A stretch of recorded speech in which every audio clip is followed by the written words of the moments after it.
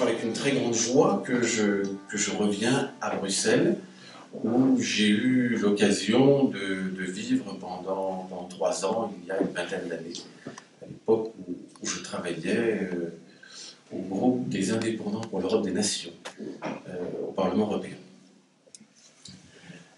Alors, l'autorité du droit naturel. La situation dans laquelle se trouvent nos pays d'Europe occidentale, la crise que nous traversons, et dont les événements qui marquent la France depuis quelques semaines sont une illustration, une crise très grave, est d'abord, je crois, une crise de confiance. Une crise de confiance qui tient à ce que plus personne n'a confiance dans qui que ce soit.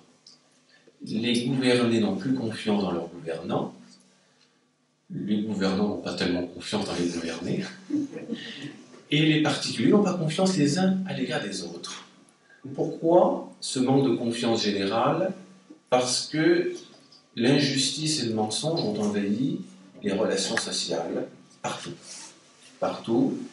Et au bout d'un certain nombre d'années, eh bien, un certain nombre de traces sont là, un certain ressentiment, et puis cette méfiance générale. Pourquoi l'injustice s'est glissée partout? Pourquoi beaucoup de particuliers hésitent à aller se faire rendre justice? Parce qu'ils ne savent pas comment la justice va trancher. Parce que tout est devenu incertain. Et parce que, et c'est d'ailleurs un objet d'incompréhension très grande de la part d'hommes ordinaires qui n'ont pas de formation juridique, de constater qu'ils ont été victimes d'une injustice et que la justice est impuissante à leur rendre justice. Précisément parce que l'équité n'est plus l'objet de la justice. Voilà. Et donc il mesure l'absurdité d'un système fondé sur le positivisme juridique. À cela, ajoutons que depuis quelques décennies, les découvertes des sciences et techniques ouvrent des possibilités nouvelles, des possibilités considérables, que dans le contexte moral relativiste que nous connaissons, eh bien, le souci d'ordonner l'usage de ces découvertes, de ces sciences et techniques au bien et au juste n'est pas toujours, et même rarement, au cœur des préoccupations. Et que le changement, l'innovation, la technologie, la science apparaît comme une bonne chose en soi. Et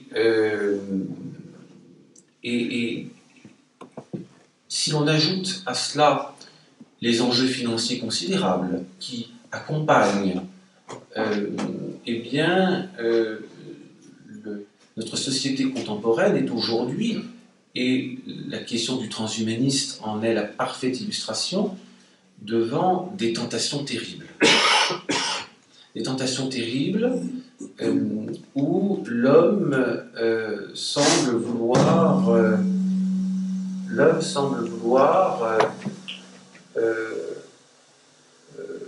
occuper la place de Dieu et s'emparer de l'homme pour le transformer, pour l'augmenter, c'est bien l'objet du transhumanisme, l'humain augmenté, décider de la vie ou de la mort, et refuser tout ce qui pourrait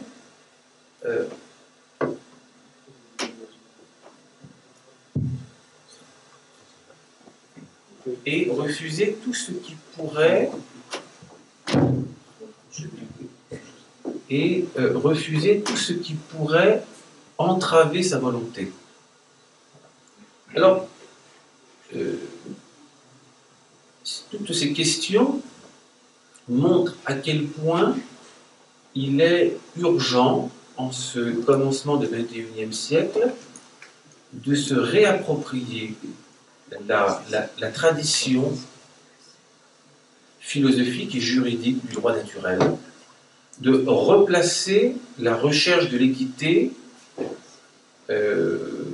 au centre de la réflexion politique. Alors, l'Église nous y invite. La doctrine sociale de l'Église, telle qu'elle a été élaborée à partir du pontificat de Léon XIII, dans le prolongement du premier concile du Vatican, donc du pontificat qui vient de Pie IX, place l'affirmation de l'autorité du droit naturel et le souci de la dignité de la personne humaine, la reconnaissance de l'existence d'une nature humaine et la dignité spécifique de la nature humaine au cœur de cette doctrine sociale de l'Église. Il n'est pas anodin de rappeler que l'un des tout premiers textes du pontificat de Léon XIII, en 1879, Aeterni Patris, replaçait saint Thomas d'Aquin et l'étude de la philosophie thomiste et de la méthode thomiste au cœur de la réflexion catholique. Parmi les auteurs scolastiques, je cite Léon XIII, domine et de haut leur prince et maître à tous, Thomas d'Aquin. On le considère à juste titre comme le défenseur spécial et l'honneur de l'Église catholique. Et il ajoute, nous vous exhortons tous de façon pressante pour la défense et l'honneur de la foi catholique, pour le bien de la société, pour l'accroissement de toutes les sciences, à rétablir et à propager le plus possible la sagesse d'or de saint Thomas. Voilà. Alors, à partir de là, évidemment, le droit naturel occupe une place importante, centrale, dans la définition de cette doctrine sociale de l'Église. Il faut évidemment rappeler que cette réaffirmation de l'autorité du droit naturel dans la doctrine sociale de l'Église est la conséquence logique de l'affirmation de la royauté sociale du Christ, qui, là encore, est au cœur du pontificat de Léon XIII, lequel avait créé cardinal Monseigneur Pie, l'évêque de Poitiers qui a consacré de nombreuses homélies à cette question. Et Pie XI, ensuite, dans Quas Primas, a insisté particulièrement sur cette royauté dont l'expression la plus saillante est la reconnaissance de ce droit naturel, de l'existence et de l'autorité de cette loi naturelle. Alors, cette loi naturelle, comment la définir? Ce droit naturel ou cette loi naturelle? J'emploierais les deux termes, peut-être une prédilection pour le terme droit naturel. Au cours de l'histoire, les auteurs qui ont disserté sur ce point ont utilisé successivement différentes expressions. Aristote, nous en parlerons dans quelques instants, parlait de la justice naturelle. Cicéron parle de la droite raison. Bien. Ulpien parle du droit naturel. Et c'est l'expression que reprend le Corpus Juris Civilis. Et c'est l'expression que reprend saint Isidore de Séville. Saint Thomas d'Aquin préfère l'expression loi naturelle. Mais pour illustrer la loi naturelle, il cite saint Isidore de Séville qui parle du droit naturel. Tout cela montre qu'il ne faut pas accorder une importance excessive à ces variations de termes. Le droit naturel, c'est-à-dire la conviction qu'il y a un ordre du monde, un ordre du cosmos objectif, et que dans cet ordre, il y a notamment une réalité qui est l'homme et que l'homme a une nature. Voilà. Et que de cette nature humaine découle un certain nombre de principes fondamentaux qui doivent être que l'homme se doit de respecter, sauf à adopter un comportement qui n'est pas digne de son humanité. Et c'est ce que dit, nous reprendrons cette définition tout à l'heure, c'est ce que dit mot pour mot Cicéron. Alors, des règles que l'homme ne peut méconnaître sans méconnaître sa nature. Voilà, sans se méconnaître lui-même.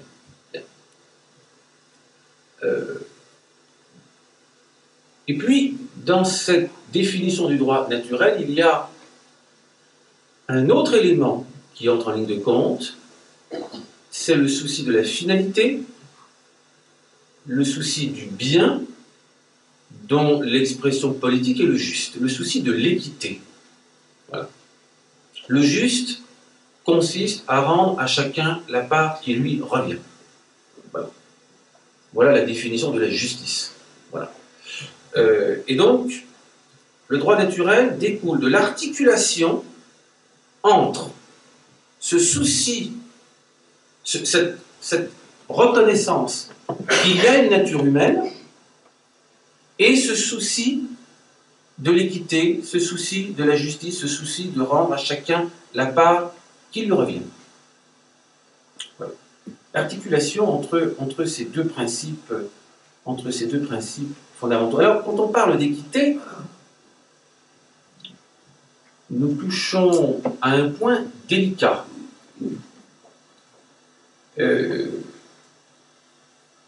Un point très délicat, pas tant pour nous catholiques, parce que nous, catholiques et chrétiens, nous appartenons à une religion qui est fondée sur l'esprit, et non sur la lettre.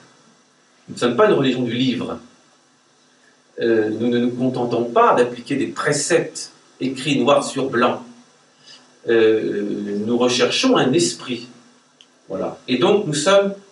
et cet esprit exige de faire appel à notre raison. Or, le fait d'être raisonnable est une des caractéristiques de la nature humaine. Donc tout cela va très bien voilà.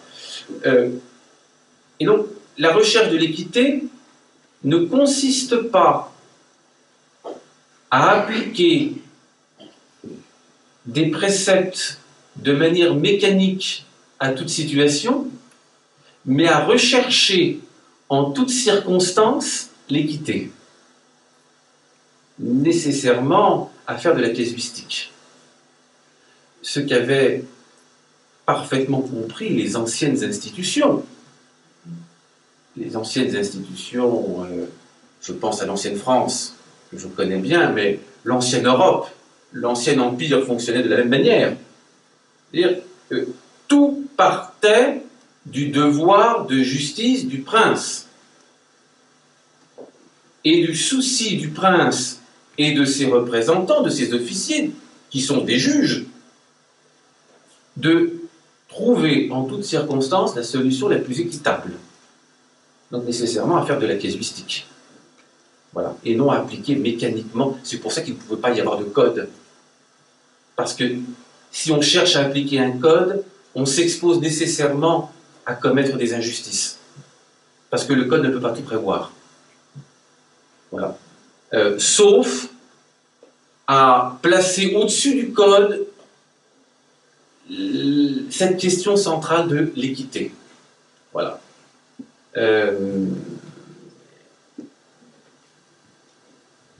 Alors,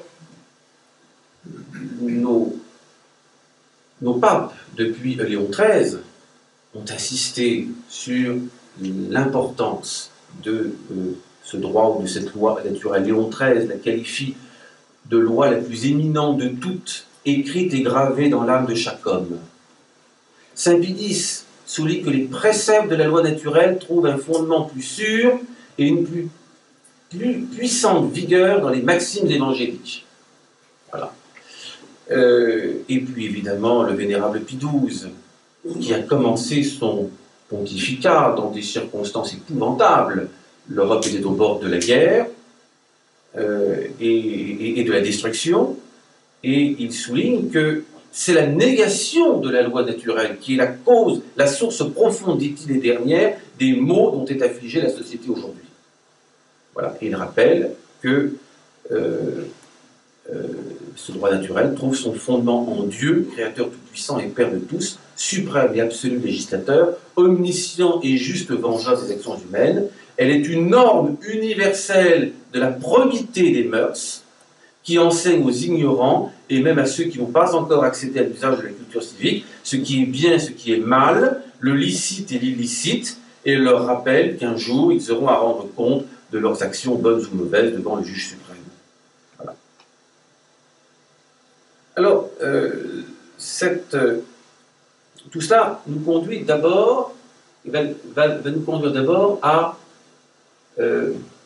explorer ce qu'est cette tradition du droit naturel, son ancienneté, comment elle s'est développée, les définitions qui ont été données, et comment à un moment donné cette définition a pu évoluer avec l'école moderne du droit naturel. Et puis, dans un deuxième temps, nous confronterons cette question du droit naturel à une question très contemporaine, qui est celle des droits de l'homme. Savoir quelle est la relation entre les deux, et si ces droits de l'homme sont une expression du droit naturel, ou au contraire, le contraire du droit naturel. Voilà. Et ce sera l'objet de la deuxième partie. Puis nous conclurons en faisant référence à l'enseignement de Benoît XVI, et notamment au discours, à la leçon magistrale qu'il a dispensée devant le Parlement allemand en septembre 2011 au Bundestag. Alors, d'abord, explorons cette tradition du droit naturel. Depuis l'Antiquité grecque, deux conceptions du droit s'opposent. Deux conceptions du droit s'opposent. Il y a ceux qui considèrent que le droit est ordonné à une finalité qui est la justice et l'équité. Et que par conséquent, la loi ne peut être reconnue comme loi que dès lors qu'elle est juste. Et il y a ceux, d'autre part, qui considèrent que le droit exprime uniquement la volonté de ceux qui détiennent le pouvoir. Qu'il soit un petit nombre, ou la foule, ou le plus grand nombre. Ces deux conceptions du droit, elles ont opposé, en leur temps, à Athènes, Socrate et les sophistes. Socrate, qui, on l'oublie, étant citoyen athénien, a été appelé à exercer des responsabilités politiques.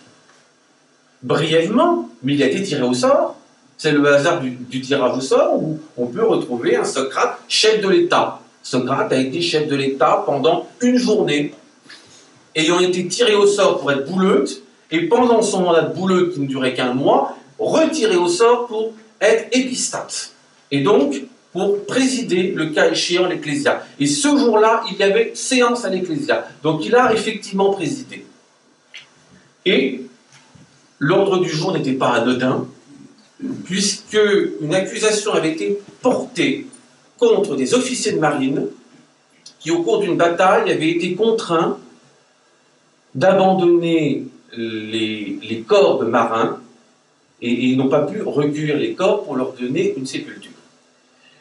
Derrière, il y a évidemment une querelle politique.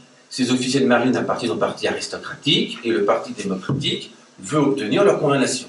Voilà. Et leur condamnation en bloc. Et c'est là qu'est le problème. D'une condamnation en bloc sans identifier la responsabilité de chacun. Et là, on est dans l'injustice.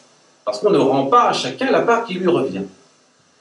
Et Socrate, seul contre tous, a fait obstacle au sein de l'Ecclésia.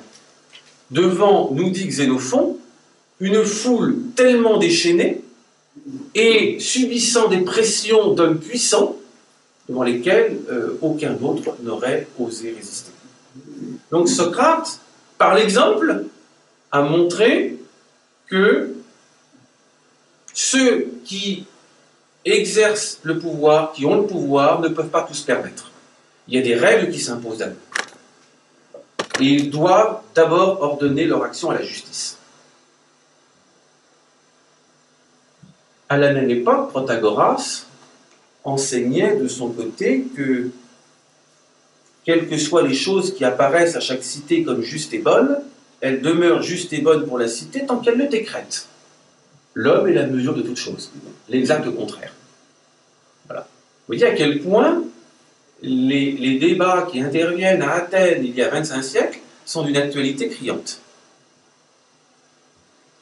Au même moment, à quelques années près, très peu d'années près, Sophocle a consacré à la question une pièce de théâtre qui résume tout le débat, opposant Antigone et le roi Créon. Émeute à Athènes,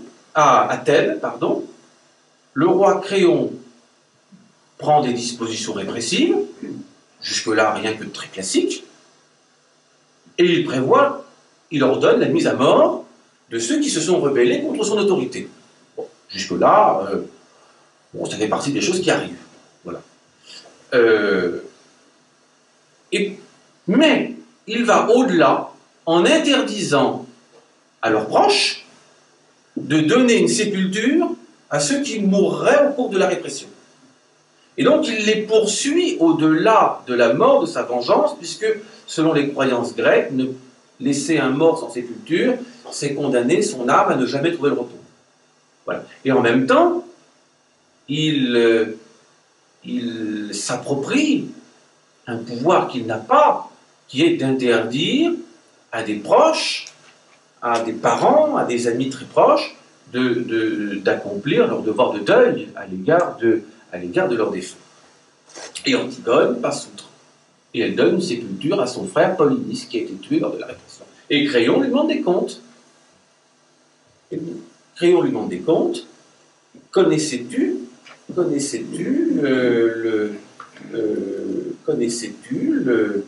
le décret que j'ai édicté? Alors, si Antigone avait été une jeune femme du XXIe siècle, autour de 2016, 2019, elle aurait répondu « Décret? Quel décret? Ah non, pas au courant. Pas au courant, je n'ai plus Internet, la radio ne fonctionne pas. Si j'avais su, j'aurais respecté ce décret. » Mais non, elle se serait définie.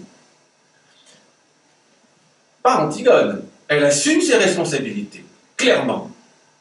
Et elle sait ce qu'elle risque la peine de mort. Et elle montre, par le risque qu'elle encourt, le prix qu'elle accorde à ce qu'elle a fait, à ce qu'elle va dire. On mesure le prix qu'on accorde aux choses par ce qu'on est prêt à risquer pour elle. Et elle est prête à risquer sa vie. Bien. Et elle tient tête à son nom, elle assume, oui, je connaissais ce décret, mais je ne croyais pas, certes, que tes édits eussent tant de pouvoir qu'ils permissent à un mortel de violer les lois divines, lois non écrites celles-là, mais intangibles. Ce ne fut pas d'aujourd'hui ni d'hier, c'est depuis l'origine qu'elles sont en vigueur et personne ne les a vues naître. Antigone fait appel du décret du prince devant un ordre supérieur. Elle souligne qu'il y a une hiérarchie des normes, qu'au-dessus de la volonté du prince, il y a des règles non écrites, mais d'une valeur plus importante, qui ont une autorité en soi et qui s'imposent à tous, y compris au prince. Et que si le prince ne respecte pas ces normes, eh bien ses décisions sont injustes et par conséquent illégitimes, qui ne se conduit plus en roi, mais en tyran. Alors, cette réflexion, elle est approfondie par les disciples de Socrate, Xénophon, Platon et surtout Aristote. Aristote qui, dans ses enseignements à Athènes, distinguait, pour être plus précis, la justice légale et la justice naturelle. La justice politique est de deux espèces, dit-il, l'une naturelle, l'autre légale. Et naturelle, celle qui a partout la même force et ne dépend pas de telle ou telle opinion. Légale, celle qui, à l'origine, peut être indifféremment ceci ou cela, mais qui, une fois établie, s'impose. Alors là, on a, dans l'éthique Anigremaque, un certain nombre de critères de distinction. La justice naturelle est fondée sur la nature, la justice légale est fondée sur la volonté de l'homme. Premier critère de distinction. Deuxième critère, la justice naturelle est objective, elle a partout la même force, alors que la justice légale est subjective, elle dépend de telle ou telle opinion. Elle dépend du lieu et du temps. La justice naturelle a une autorité en elle-même, elle n'a pas besoin d'être édictée pour s'imposer, elle a une force morale, tandis que la justice légale a besoin d'être établie pour s'imposer. Elle n'a pas une autorité en elle-même.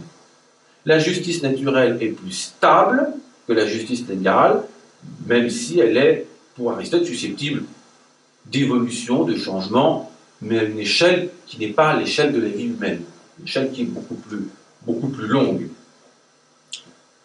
Et l'on voit dans la réflexion d'Aristote cette articulation entre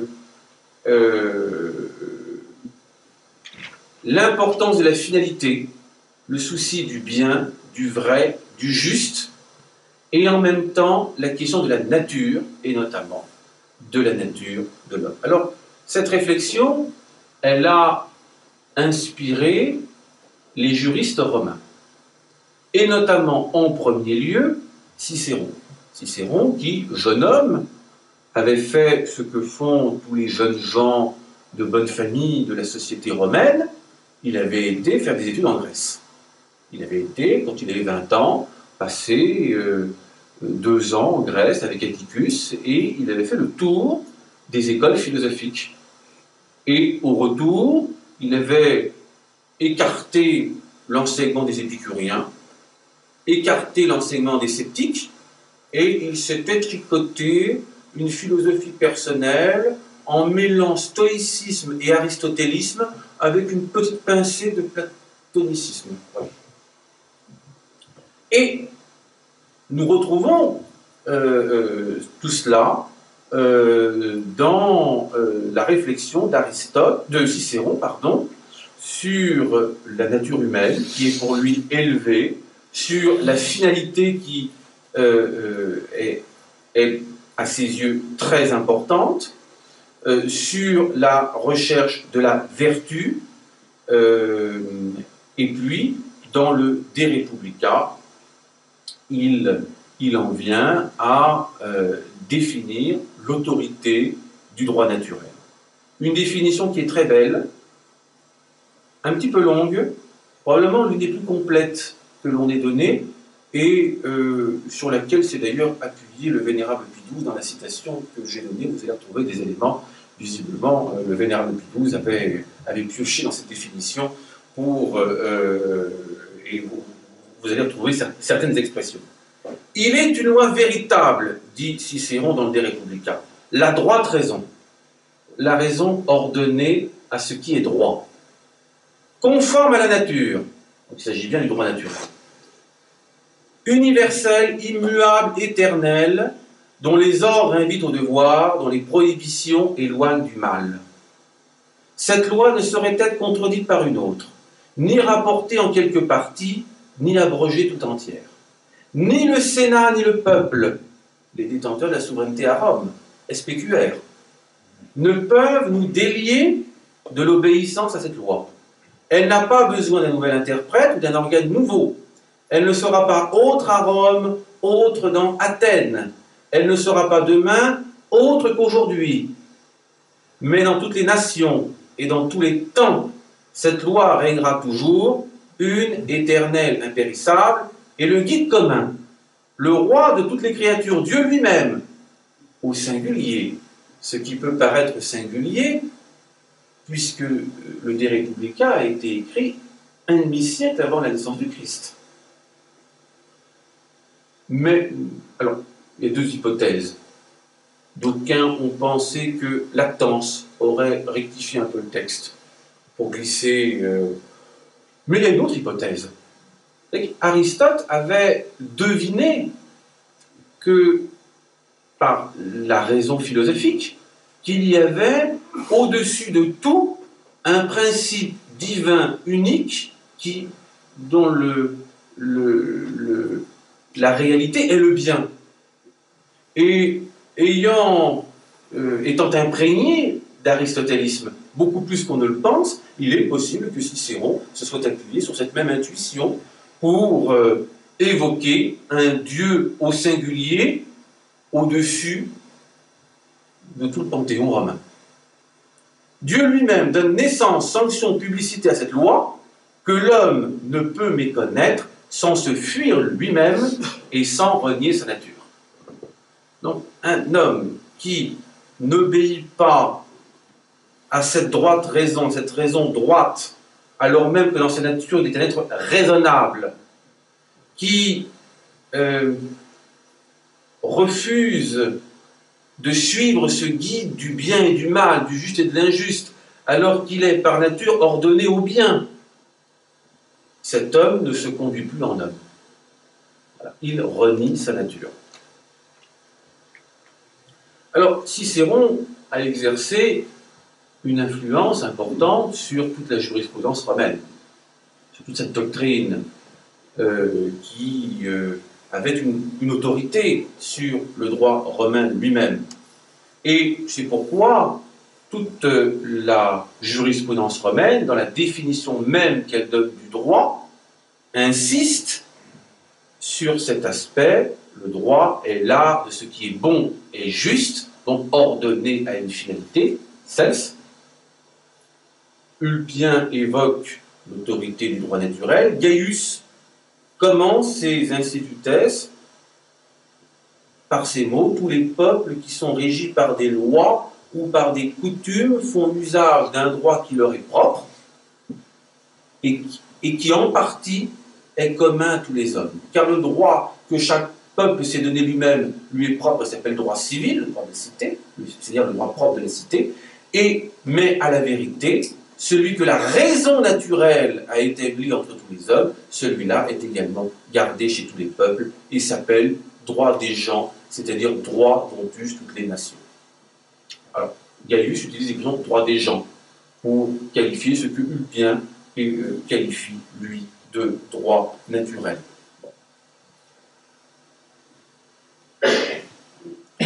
Le Corpus Juris Civilis, rédigé autour de 530 sur l'ordre de l'empereur Justinien, a résumé toute cette réflexion, l'a condensée, l'a concentrée et l'a épurée.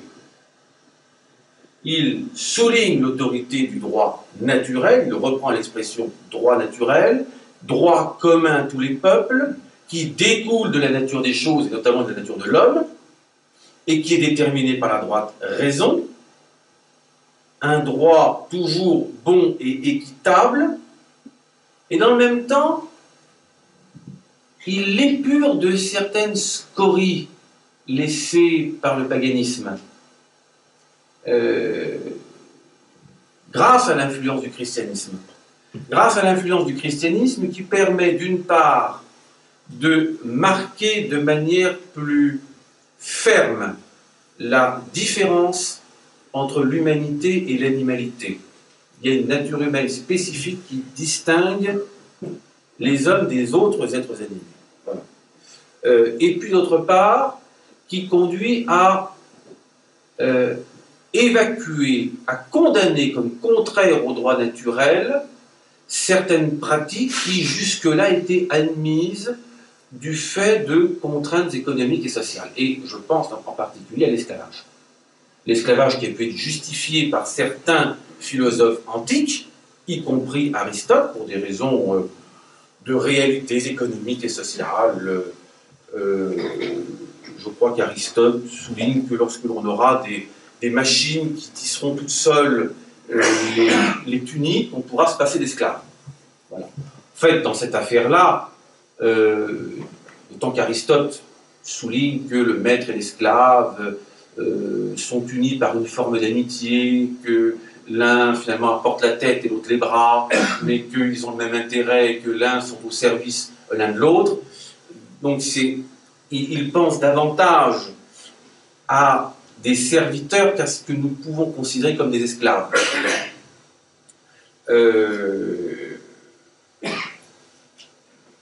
Il n'en demeure pas moins que cette question de l'esclavage est une question délicate, et le Corpus Juris Civilis tranche la question.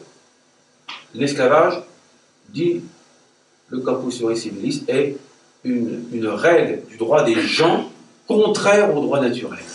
Donc c'est un usage des peuples qui découle de la guerre. Saint Augustin souligne l'importance du péché originel dans tout ça. Effectivement, la guerre, la violence ou la délinquance. On oublie que beaucoup d'esclaves étaient des délinquants qui, ne pouvant pas acquitter l'indemnité exigée d'eux pour rembourser leurs dettes, pour réparer le délit commis, se retrouvaient réduits en esclavage, temporairement ou pour une durée plus longue.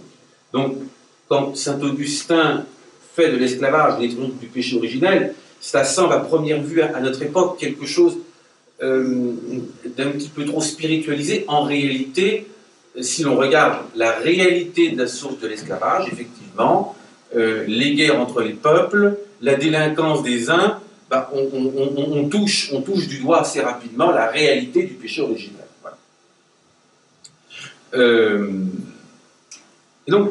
Et donc l'esclavage comme règle du droit des gens, mais condamné par le droit naturel. Donc on voit bien là que le christianisme, en exerçant une influence de plus en plus grande dans l'Empire à partir du début du IVe siècle, a épuré la réflexion, épuré les institutions, épuré les mœurs et a évacué dans les contours du droit naturel certaines scories. Alors le christianisme a évidemment exercé une influence tout à fait considérable. Je remarquerai un point préalable.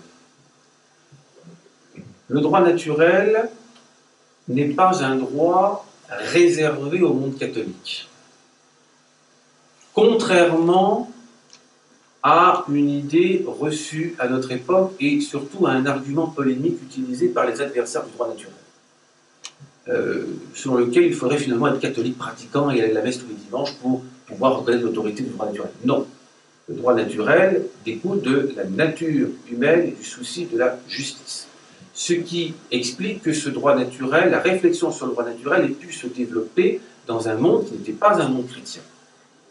Avant le christianisme en Europe et dans des mondes qui ne sont pas chrétiens. Et finalement, lorsque l'on regarde la philosophie de Confucius, lorsque l'on regarde les principes philosophiques du shintoïsme au Japon, il y a un certain nombre de règles dont on constate la similitude avec les règles que nous avons dégagées, nous, en Occident, notamment la piété filiale. L'importance de la piété filiale, le respect que les enfants doivent à leur père et mère, cette dette que chaque enfant a à l'égard de ses parents. Eh bien, les Japonais y tiennent comme à la prunelle de leurs yeux. Tout leur système social repose là-dessus. Les Chinois traditionnels y tiennent beaucoup aussi. Et nous retrouvons ça dans la pensée aristotélicienne, et nous retrouvons ça dans les 10 commandements, tes pères et mères honorera. Voilà. Donc, dans différents mondes qui ont évolué parallèlement et selon toute probabilité, sans aucune communication entre ces différents mondes, les mêmes idées fondamentales ont surgi. Voilà. Mais le christianisme, spontanément, naturellement, était porté à mettre en valeur cette autorité du droit naturel et à y apporter sa contribution. À y apporter d'autant plus sa contribution que finalement, lorsqu'on lit les 10 commandements, on réalise que les 10 commandements dressent la liste de préceptes de droit naturel. Alors, nous retrouvons cela chez Saint Augustin, très important, Saint Augustin, l'apport de Saint Augustin à la réflexion politique. Saint Augustin s'est peu intéressé à la politique, mais le peu qu'il en a dit a été fondamental. Et notamment, je retiendrai, je pense toujours à la relation entre le pouvoir temporel et le pouvoir spirituel. Ce n'est pas à cela que je m'arrêterai aux 2 autres principes fondamentaux. Le premier principe fondamental, la définition du pouvoir comme service. Le pouvoir est un ministère. Celui qui commande est au service de ceux auxquels il commande. Cela, évidemment, tiré de l'Évangile, tiré de la scène de la Seine, tiré de la couronne d'épines. Le maître qui se ceint une serviette autour de la taille pour laver les pieds de ses apôtres. Bon, voilà. Tout est là. Le pouvoir comme service. C'était tout à fait novateur à l'époque. Le pouvoir n'est plus défini comme une domination, mais comme un service. Voilà, comme un ministère. Et puis, la deuxième idée fondamentale, c'est la définition de la loi en fonction de sa finalité. Une loi injuste n'est pas une loi. Voilà. C'est un caprice de tyran, on n'est pas tenu d'y obéir. Voilà. La loi se définit par rapport à sa finalité qui est la justice. Et en fait, toute la société médiévale, au plan politique, s'est fondée sur ces idées-là. Le pouvoir ministériel du prince, la définition ministérielle du pouvoir du roi, symboliquement rappelée chaque jeudi saint lorsque le roi lavait les pieds de 12 pauvres pour rappeler le geste du Christ, mais qui, au-delà de ce rappel liturgique, marquait bien ce qu'était la vocation du roi chrétien, du roi sacré, être au service de ses sujets. Voilà. D'où le fait que, même au temps de Versailles, où la monarchie était moins familiale qu'au temps de la royauté de Capétienne, Versailles était ouvert à tous. Tout le monde pouvait avoir accès au roi. Voilà. Il n'y avait pas besoin d'avoir un badge, une invitation, de montrer patte blanche. Non, tout le monde pouvait accéder au roi, lui remettre un placet, le solliciter verbalement quand il se rendait du conseil à la chapelle ou de la chapelle au conseil. Voilà. Donc le pouvoir, cette définition ministérielle, et puis la définition de la loi par rapport à sa finalité, elle est la source du constitutionnalisme médiéval, c'est-à-dire du souci constant du prince d'édicter des normes justes. D'abord, l'affirmation que sa première prérogative est de rendre la justice, que ses autres prérogatives découlent de ce devoir de justice. Il est d'abord un justicier. Et donc il légifère pour faire régner la justice. La loi n'est qu'un moyen pour lui d'établir la justice et l'équité. Ces officiers, je parle là plus spécifiquement des institutions françaises parce que c'est celles que je connais bien, mais ce sont des règles que l'on doit retrouver dans tout l'Occident chrétien. Ces officiers sont d'abord, puisqu'ils représentent le roi, justicier, des juges. En fait, quand on dit que le roi avait le pouvoir exécutif, législatif et judiciaire, on commet un contresens. Parce que ce sont des notions de la philosophie libérale. Ce n'est pas adapté. Les anciens rois ne connaissaient qu'un seul pouvoir, le pouvoir judiciaire. La justice absorbait tout. Tout était justice. Donc les officiers du roi étaient d'abord des juges, puis ils administraient, ils gardaient des forteresses, ils levaient l'impôt s'il y avait lieu. Mais d'abord, ils faisaient régner la justice. Ce qui fait que dans toutes les décisions qu'ils devaient rendre, ils arbitraient une situation en vue de la justice. Voilà. La justice était le pivot. C'est précisément ce qui nous manque aujourd'hui. Voilà, la justice comme pivot de la société. La recherche de l'équité comme pivot de la société.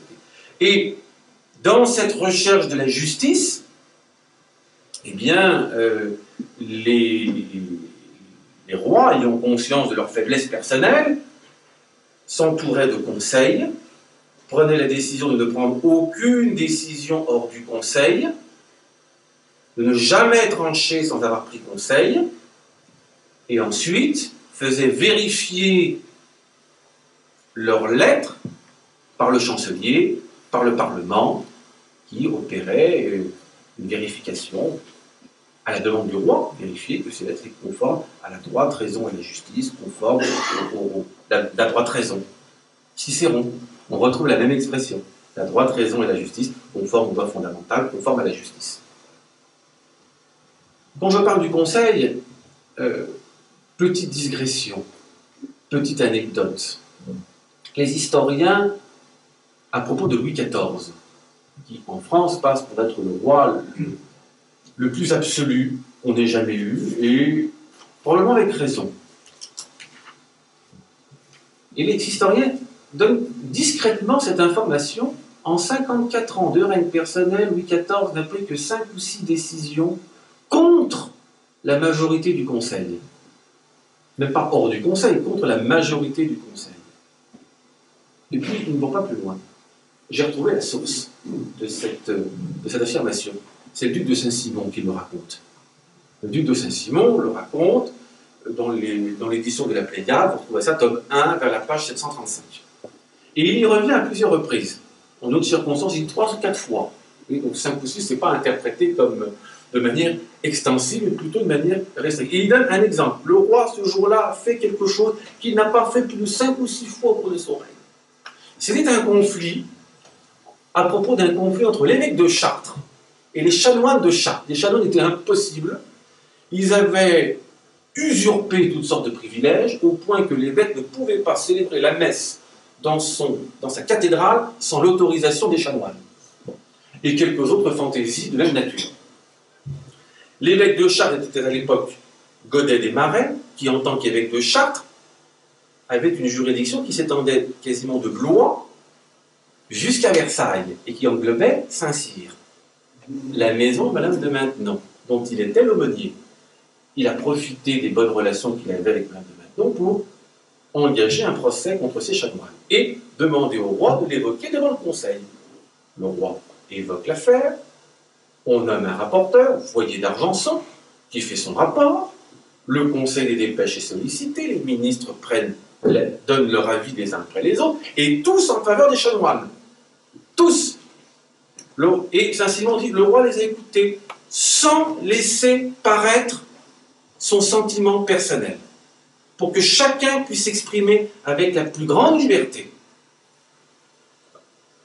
Et Louis XIV n'est pas celui qui dit c'est comme ça parce que c'est moi le chef.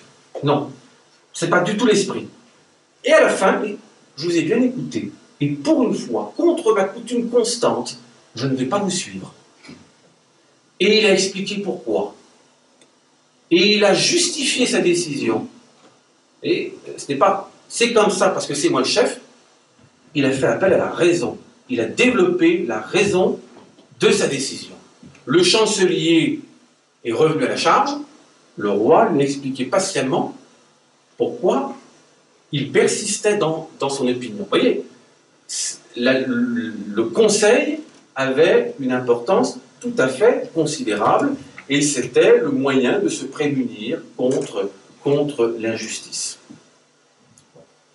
Alors, revenons à la loi naturelle elle-même. Saint Thomas d'Aquin a, dans la Somme théologique,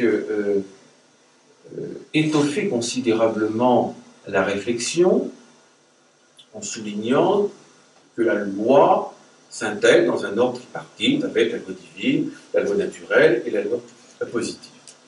Et il dit, la loi naturelle, elle est l'expression de ce qu'est la nature humaine et donc des inclinations fondamentales de l'homme qu'il développe.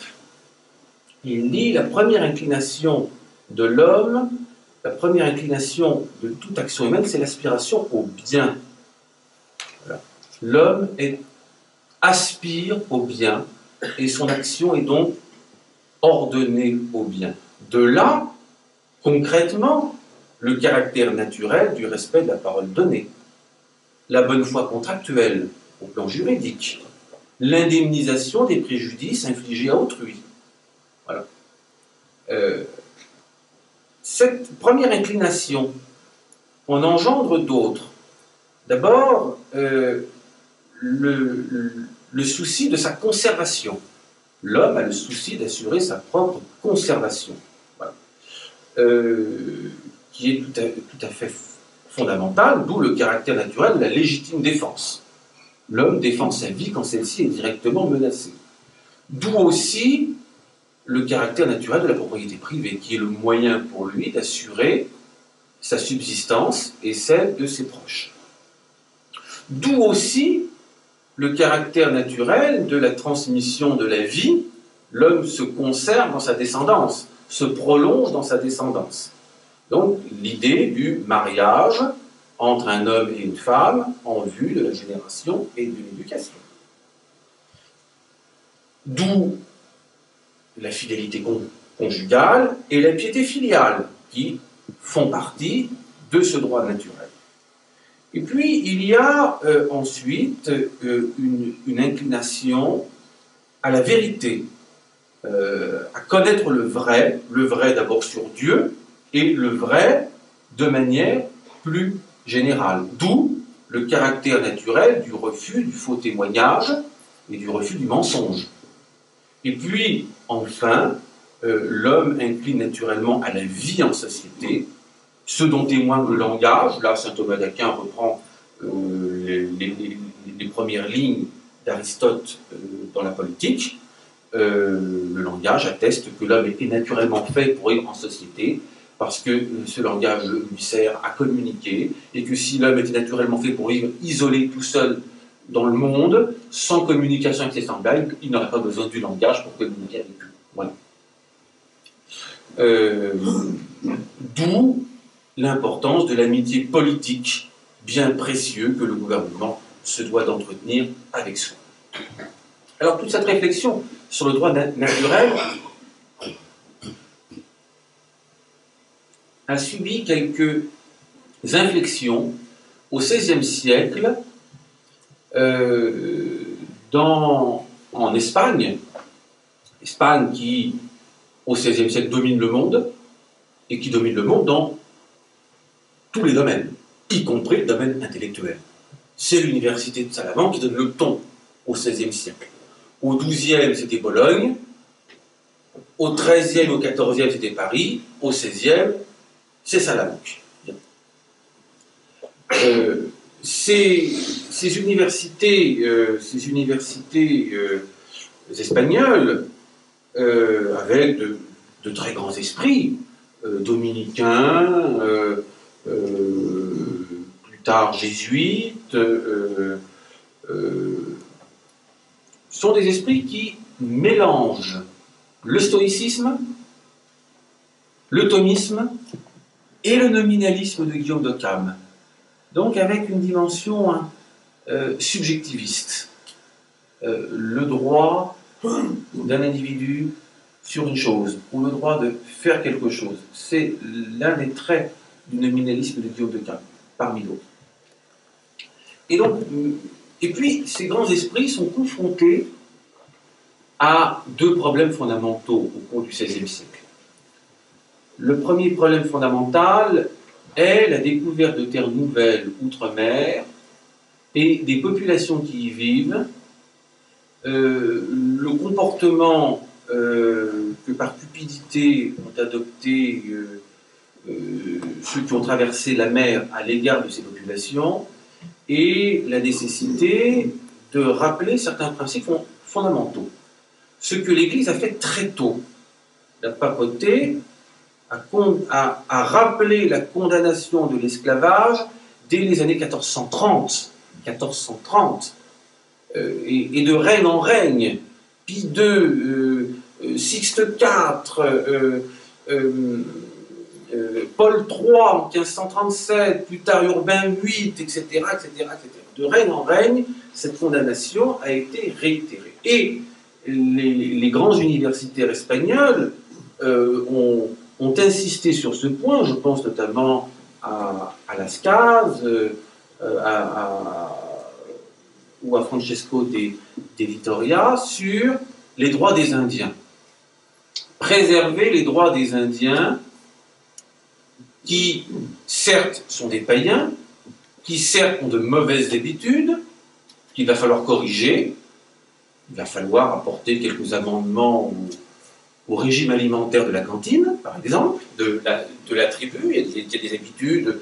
Un prisonnier de guerre ne doit pas servir au banquet de la tribu. Voilà. Ce sont de très mauvaises habitudes. Les sacrifices humains, même chose. Bon.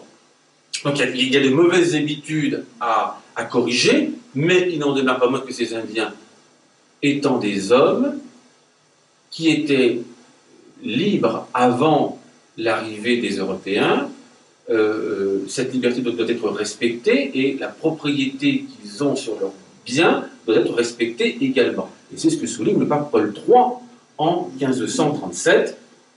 Dans une lettre adressée à l'archevêque de Tolède, les Indiens ne doivent pas être privés de leur liberté et du domaine de leurs biens, ils en doivent pleinement jouir et on ne doit point les réduire en servitude. Voilà, 1537. Alors ça, c'est le premier aspect. Le deuxième aspect, le XVIe siècle est également marqué par une transformation de l'État, par l'apparition même d'une nouvelle conception de l'État, nourrie pour une part de l'affirmation de la souveraineté, qui s'affirme à partir du XIIIe siècle, à partir de la redécouverte du Corpus Juris Civilis, mais aussi, et ce n'est pas tant la question de la souveraineté qui soulève des difficultés, que les théories de Machiavel, qui font de l'État, qui assignent à l'État une autre finalité, qui n'est plus la recherche de la justice et de l'équité, mais la conservation de l'État. Et qui, par conséquent, fait de l'État sa propre fin et amène à considérer que le bien et le juste, c'est uniquement l'intérêt de l'État. Ce qui conduit à affirmer, en rupture avec 1000 ans d'augustinisme politique, que le prince n'est pas soumis à la même morale que ses sujets. Voilà. Parce qu'il est le prince, il peut se permettre des choses qu'un simple particulier ne pourrait pas se permettre. Voilà. Et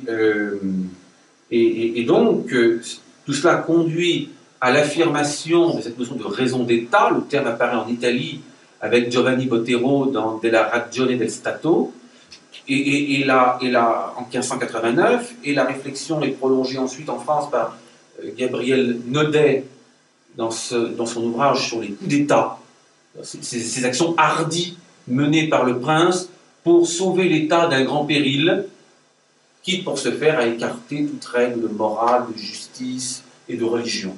Voilà. Et Gabriel Naudet, qui est un machiavélien assumé, qui est un matérialisant,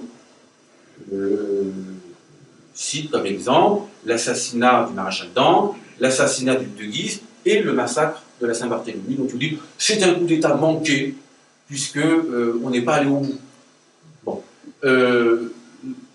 Et là, Naudet raisonne en termes strictement étatistes. Je souligne bien ce fait. Pour lui, c'est une affaire d'État. Et c'est comme ça d'ailleurs que le massacre de la Saint-Barthélemy a été interprété par les contemporains, comme une affaire d'État, et pas du tout comme une affaire de religion. Et donc, face à cette montée de l'État, d'une nouvelle conception de l'État, de la raison d'État, avec un nouveau style de gouvernement, surgit dans ce monde intellectuel le souci d'établir des garde-fous et de se prémunir contre les abus que pourraient commettre les princes. Alors, ça donne notamment le cardinal Robert Bellarmine, qui parle du pouvoir indirect des papes, le pape comme gardien du bien commun, et qui pourrait prendre des sanctions contre les princes qui, de manière grave et répétée, se comporteraient de manière injuste et mettraient en danger le salut de leur peuple. Bon. Mais cela donne aussi Suarez, qui imagine la société comme le fruit d'un pacte social manifestant le consentement des familles, pas des individus, on parle encore de familles, des familles à l'existence de la cité, ce pacte garantissant le respect par l'État de droits subjectifs, les droits des individus de faire quelque chose, ou les droits des individus sur quelque chose. Et l'on voit bien que là, avec cette définition subjectiviste du droit et du droit naturel, est en train d'apparaître ce qui va donner l'une des définitions des droits de l'homme. Je dis bien l'une des définitions des droits de l'homme, et cela m'amène naturellement à la deuxième partie de mon exposé. La notion de droit de l'homme est une notion délicate, parce qu'elle couvre des sens différents. Il y a d'abord, je crois, à l'origine, la scolastique espagnole, puis l'école moderne du droit naturel, donc l'affirmation de droits naturels subjectifs de l'homme qui découlent de la nature humaine. Et c'est, je crois, cette conception des droits de l'homme que l'on retrouve au XVIIIe siècle chez certains auteurs, et pas n'importe lesquels, et pas les plus progressistes. Loin s'en faut, le chancelier d'Aguesseau, dans ses méditations métaphysiques, qui est un grand chrétien par ailleurs, un peu jansénisant, très gallican, qui parle des droits essentiels de l'homme et du citoyen. Nous retrouvons cela également chez Lamoignon de Malesherbes, en tant que président de la Cour des aides. Encore un haut personnage de l'État. Nous retrouvons ça chez un disciple de D'Aguesseau, Jacob-Nicolas Moreau, un philosophe anti-encyclopédiste, choisi parce qu'anti-encyclopédiste par le dauphin pour être le précepteur de ses fils, le duc de Berry, le comte de Provence et le comte d'Artois, le futur Louis XVI, le futur Louis XVIII et le futur Charles X. Et c'est pourquoi on retrouve l'expression sous la plume du duc de Berry, futur Louis XVI.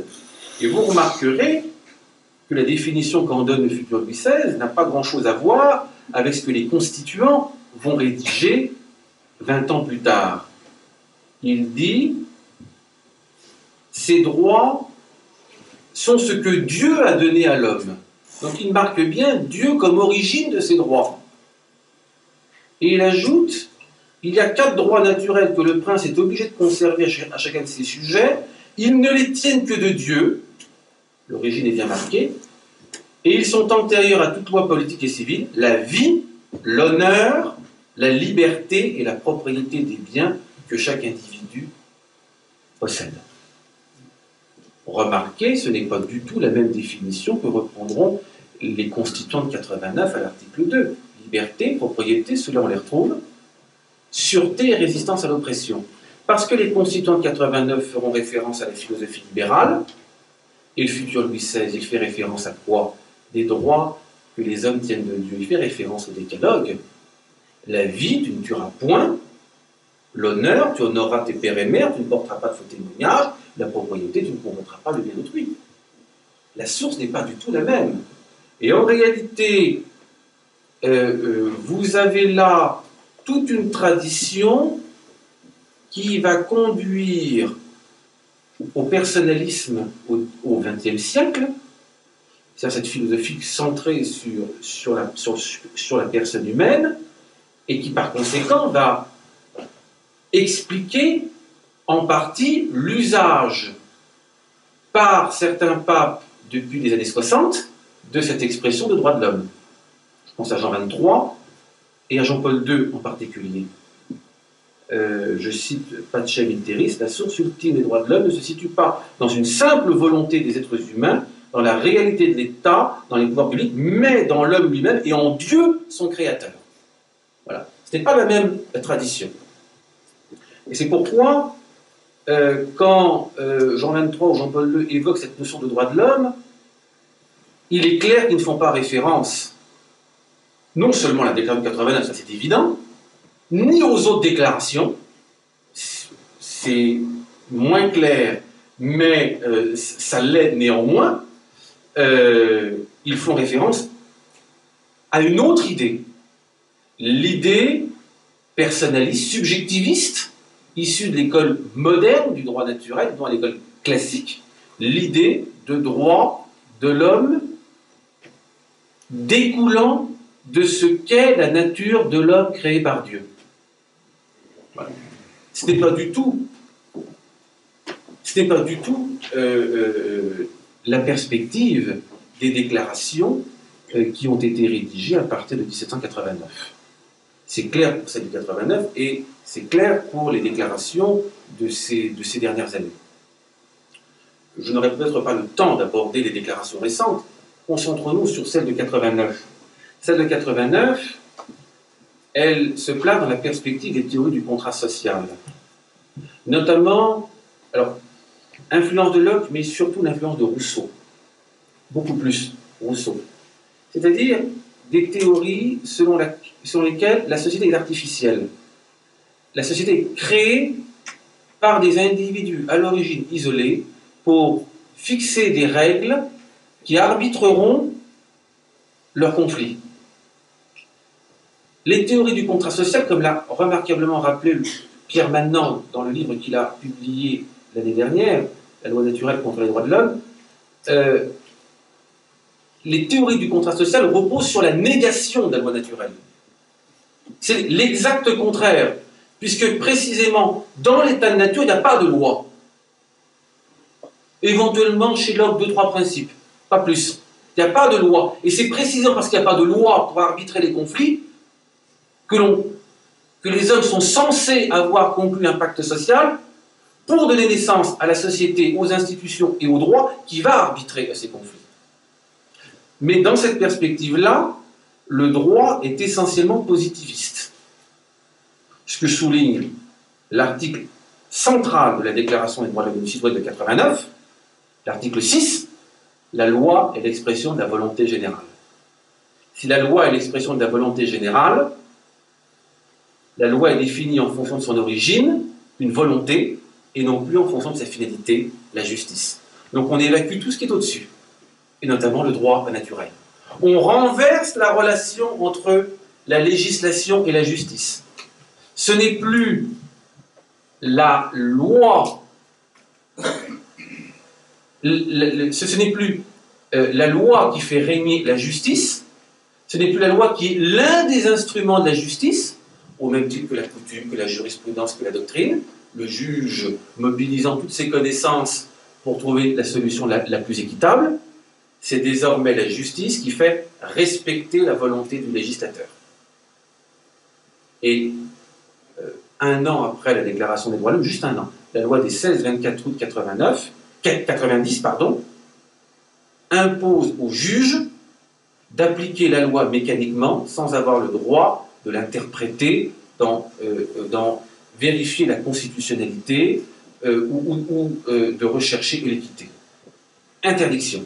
Le juge n'est plus que la bouche de la loi. Alors on va adoucir tout ça au XIXe siècle parce qu'on va réaliser à quel point c'est parfaitement idiot et ça présente plein de difficultés. Donc on va donner un petit peu plus de liberté au juge, mais le cadre positiviste, en réalité,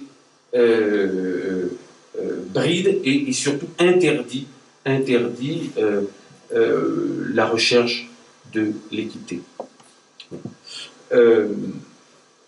Alors, pourtant, l'enjeu est considérable.